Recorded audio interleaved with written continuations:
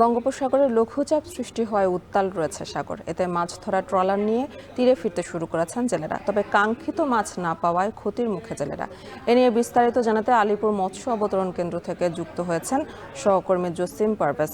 জসিম, মৎস্য অবতরণ কেন্দ্রগুলোতে মাছের সরবরাহ কেমন দেখছেন আর কি বলছেন ফিরে আসা জেলেরা?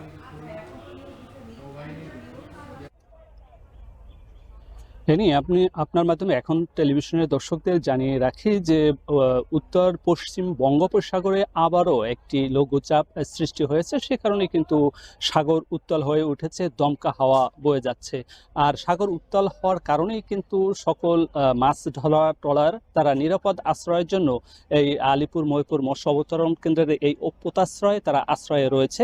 তো গত 11ই জুন থেকে নিষেধাজ্ঞা শেষের পরেই যখন তারা সমুদ্রে গিয়েছিল, তার 4 দিন পরেই কিন্তু আরেকটি লঘুচাপের মুখোমুখি হতে হয়। তখন আবার ফিরে এসেছিলেন। আবার 2 দিন আগে তারা বঙ্গোপসাগরে মাছ শিকারে গিয়েছেন, কিন্তু গতকালকে থেকে আবার লঘুচাপ সৃষ্টি হওয়ায় সাগর উত্তাল হয় তারা ফিরে এসেছে। এতে সামান্য যতটুকু মাছ আরোহণ করেছে জেলেরা, সেগুলো নিয়ে তারা নিরাপদ আশ্রয়, জীবন ও সম্পদ রক্ষার জন্য তারা ফিরে এসেছে।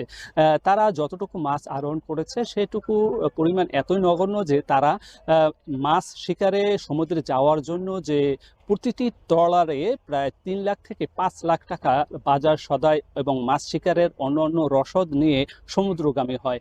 সেই তুলনায় তারা যে মাছ আরোহণ করে নিয়ে এসেছেন তা অতি নগণ্য। তাতে এখানকার যে হাজারো ট্রলার মালিক তারা কিন্তু শত কোটি টাকা লোকসানে পড়েছেন, এমনটি নিশ্চিত করেছে আমাদের ট্রলার মালিক ও জেলেরা। তো এখানকার যে ব্যবসায়ী রয়েছে তারা বলেছেন যে তারা যে দাদন দিয়েছেন ট্রলার মালিকদের ঘন ঘন দুর্যোগের কারণে ট্রলার নিয়ে ফিরে আসার ফলে তাদের যে মাছের যে সরবরাহ প্রত্যাশা করছিল জেলেদের মাধ্যমে, সে প্রত্যাশিত মাছ তারা পাচ্ছেন না এবং সে কারণেই কিন্তু তারা লোকসানে পতিত হয়েছেন।